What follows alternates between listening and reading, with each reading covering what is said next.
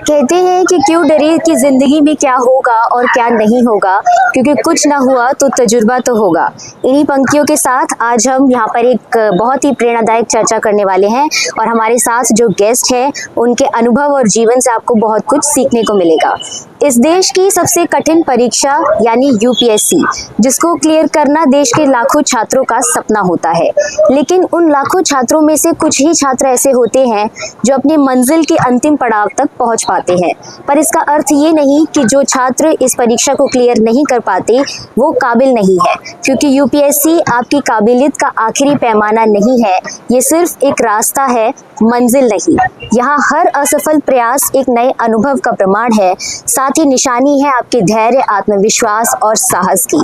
यहाँ हर गलत उत्तर एक नई बीज को जन्म देता है और यहाँ पर आप कुछ भी नया करने और सीखने के साथ साथ अपने आप को भी काफ़ी ज़्यादा जो है डेवलप करते हैं।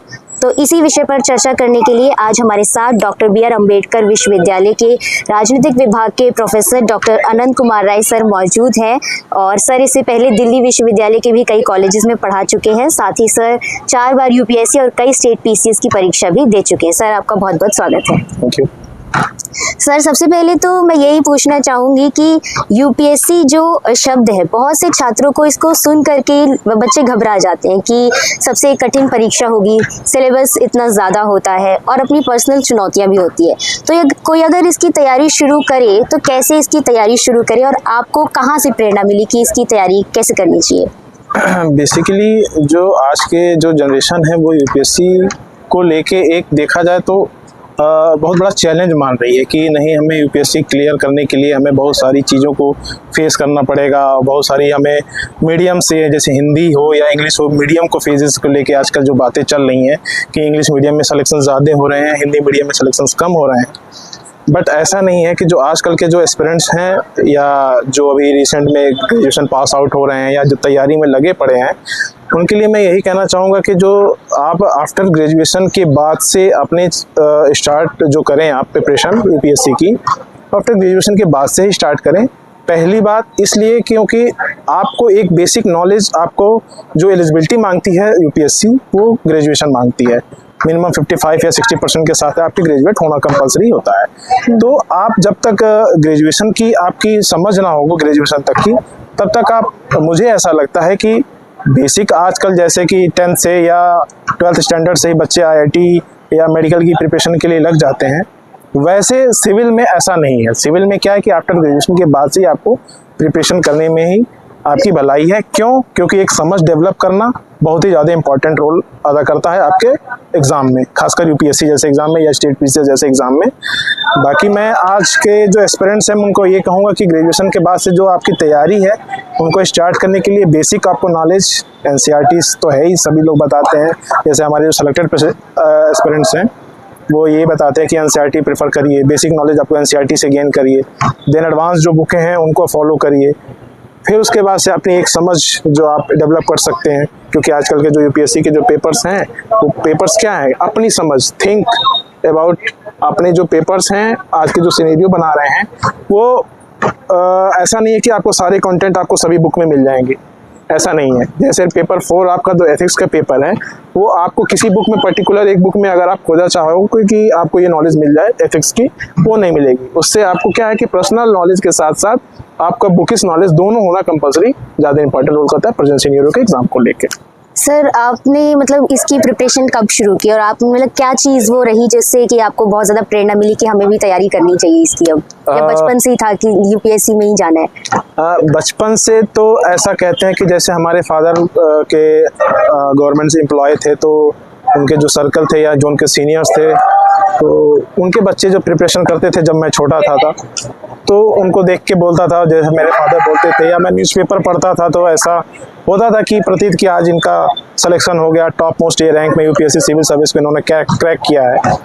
तो वहाँ से मेरे को धीरे धीरे प्रेरणा मिली कि सिविल सर्विस में, फिर सिविल सर्विस के बारे में मैंने धीरे धीरे बेसिक नॉलेज जानना शुरू किया क्लास 10th स्टैंडर्ड से।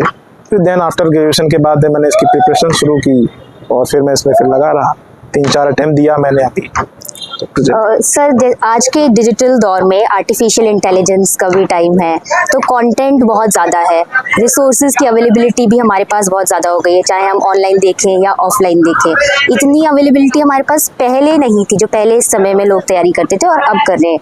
तो इस फ़र्क को आप कैसे देखते हैं, और जो इतना ज़्यादा कंटेंट अवेलेबल है, ये स्टूडेंट्स के दिमाग में कन्फ्यूजन क्रिएट करते हैं या इससे फ़ायदा है? आपको क्या लगता है? मुझे लगता है कि जो आज AI जो चल रहा है, पहले के समय में ना AI होते थे और ना ही हमारे समय ऐसी टेक्नोलॉजी है कि मोबाइल है।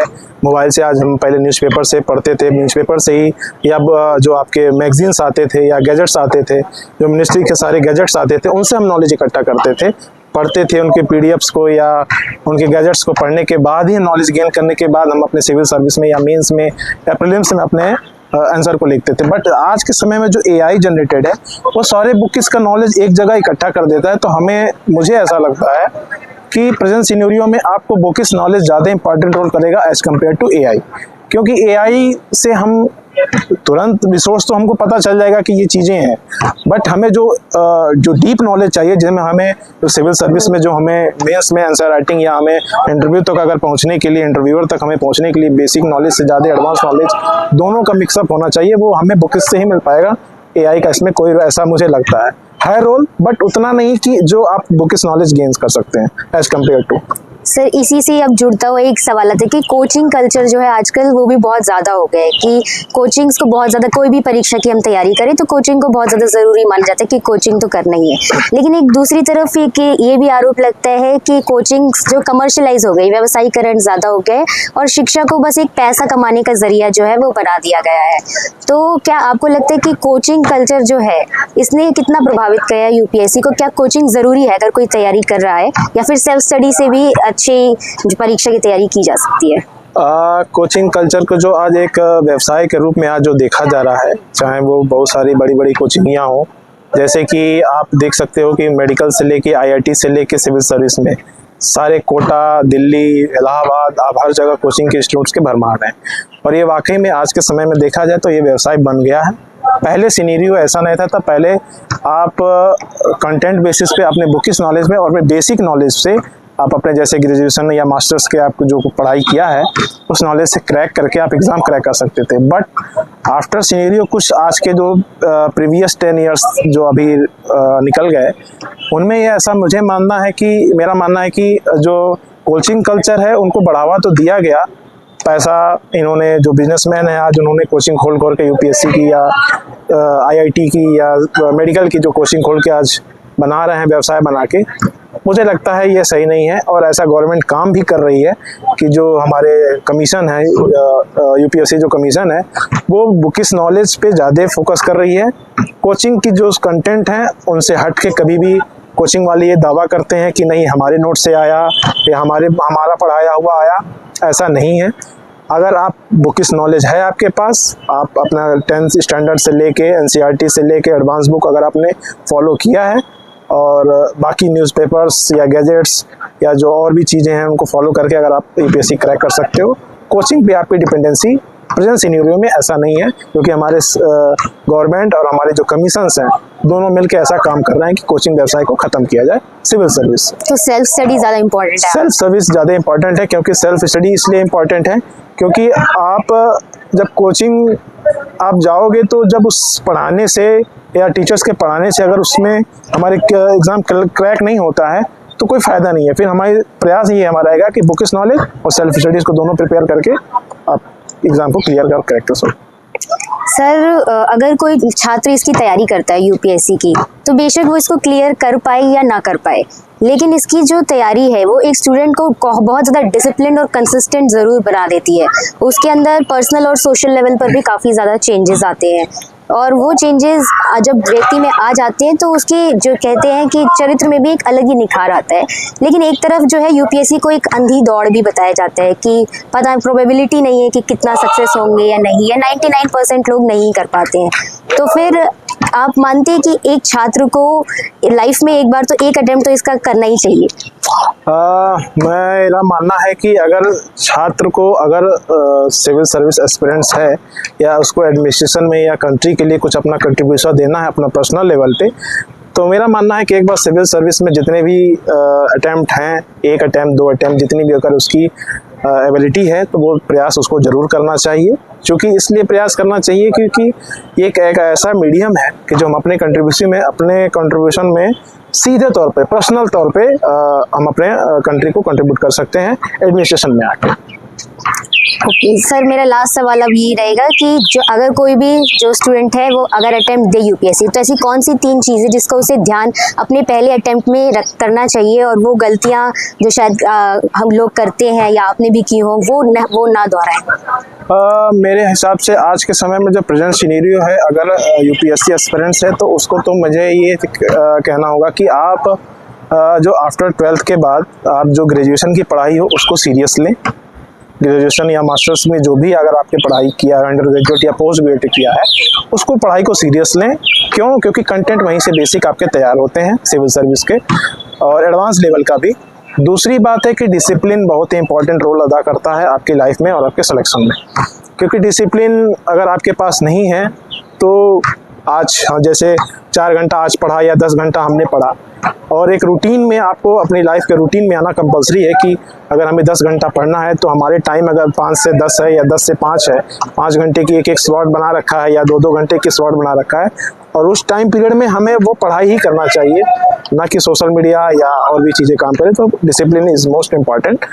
और तीसरी बात मैं ये कहूँगा कि आप अपने ग्रुप जो डिस्कशन होता है पहले के, हम जब एग्ज़ाम देते थे या यूपीएससी सिविल सर्विस के एग्ज़ाम देते थे, उस समय हम ग्रुप डिस्कशन बहुत ज़्यादा इंपॉर्टेंट रोल था। क्यों? क्योंकि उससे क्या है कि एक दूसरे का नॉलेज शेयर में हमें बहुत सारी चीज़ें ऐसा होता है कि आज हमने डिस्कशन किया अपने फ्रेंड्स या अपने ग्रुप में डिस्कशन किया, और वो हो सकता है कि वो डिस्कशन के माध्यम से उसकी नॉलेज और हमारी नॉलेज एक दूसरे के पूरक बनती हैं, जिससे हमें एग्जाम में बहुत सारे फ़ायदे मिलते हैं। जैसे पीटी हुआ या प्रीलिम्स हुआ या इंटरव्यू के माध्यम से हुआ, उसमें हमें फ़ायदा मिलता है। तो 3 चीज़ हमें बेसिकली इम्पॉर्टेंट रोल इस एग्ज़ाम को क्रैक करने में। पहला कि आप कंसिस्टेंसी, आप ग्रेजुएशन से अपनी पढ़ाई को कंटिन्यू रखिए, सीरियस लीजिए, क्योंकि आजकल के बच्चे जो ग्रेजुएशन के हैं या मास्टर्स के हैं वो सीरियसली पढ़ाई नहीं करते। दूसरा डिसिप्लिन, और तीसरा ग्रुप डिस्कशन मुझे लगता है कि ऐसा इंपॉर्टेंट रोल आपके एग्जाम सिविल सर्विस क्रैक करने में रोल करता है। तो आज की इस बातचीत से हमें ये समझ में आया कि मेहनत और प्रयास करने वालों की हार नहीं होती। हालांकि हो सकता है कि आपको मंजिल मिलने में थोड़ा वक्त ज़रूर लग सकता है, और अंत में याद रखिएगा कि यूपीएससी सिर्फ एक परीक्षा है, ज़िंदगी नहीं। क्योंकि असल परीक्षा तो ज़िंदगी की होती है, जहां धैर्य, लगन और आत्मविश्वास ही सबसे बड़ी जो है ताकत होती है। सर, आपने अपने कीमती समय में से हमारे लिए समय निकाला, उसके लिए बहुत बहुत धन्यवाद। आपको भी आपके अगले अटेम्प्ट के लिए बहुत बहुत शुभकामनाएं। Thank you so much. Thank you.